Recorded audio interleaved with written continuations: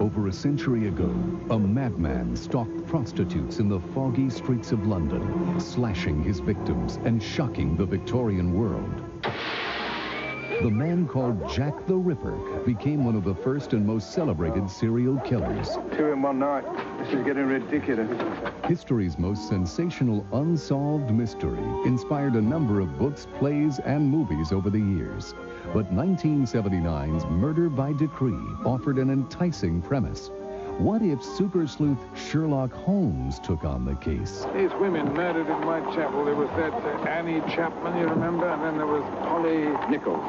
Polly Nichols, that's right. And now here's a third, as yet unidentified. Well, I haven't got much chance to study the evidence, old man. Nobody's asked me. Murder by Decree wasn't Holmes' first cinematic crack at the Ripper case. A 1945 version of Doyle's The Woman in Green featured Basil Rathbone hunting a Ripper-style villain. And 1965's A Study in Terror had Holmes tracking Jack for the government. Holmes' creator, Sir Arthur Conan Doyle, was intrigued by the murders, but never pitted his master detective against the notorious Ripper. The actual slayings took place in the rough-and-tumble Whitechapel district in 1888, 3 years before the first Sherlock Holmes story appeared. Whoever wrote this message May have seen the murderer. You're invaluable to me, Watson, with your instinctive grasp for the obvious. With Murder by Decree, critics applauded as Christopher Plummer broke the Rathbone mold with a gentler, inquisitive Holmes. Even James Mason enjoyed playing his sidekick, Dr. Watson.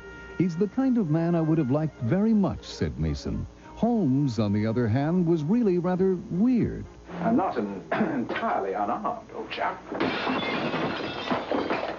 Defying Scotland Yard, Holmes uncovers a pattern to the slayings and a conspiracy by a secret society desperate to hide a royal scandal. This is not the kind of paltry, sordid episode you're accustomed to meddling in, Holmes. And you do so at great risk to yourself.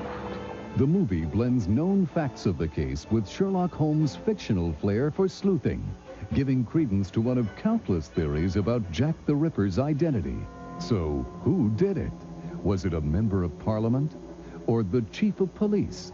The heir to the British throne? Or loyalists who would do anything to protect the monarchy? Annie, they, who are they? Tell me, please. Jack the Ripper may have vanished as quickly as he killed that fall in 1888. But the world, like Sherlock Holmes, still loves a good mystery.